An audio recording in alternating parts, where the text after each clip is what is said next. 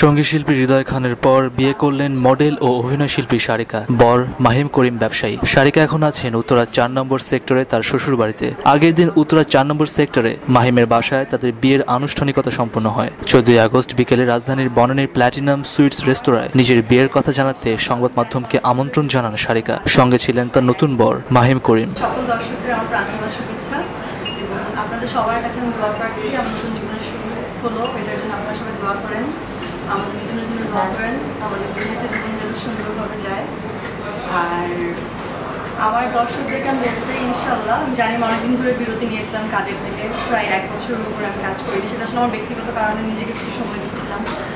এখন আপাতত সংসার করতে চাচ্ছি, সংসার করব এবং একটা সময় পরে ইনশাল্লাহ অবশ্যই আবার ফেরত আসবো মিডিয়াতে আপনাদের সবার মাঝখানে।